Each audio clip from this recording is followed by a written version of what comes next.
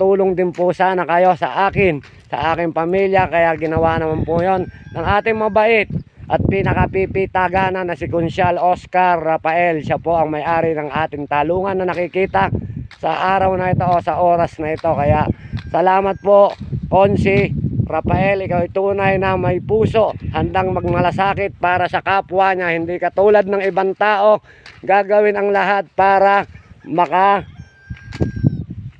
pasensya na po kayo kasi nga po ako nahihirapan magbigas at mainit talaga.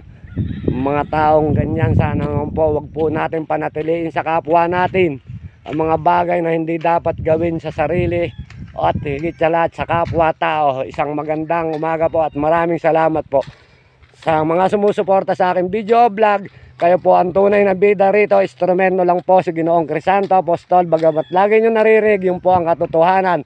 Ilihim at ilihim pa rin natin, lalabas at lalabas pa rin ang katotohanan. Salamat po at isang magandang umaga at tanghali sa inyong lahat ng inaabot ng aking tinig. Kayo po ang aking instrument.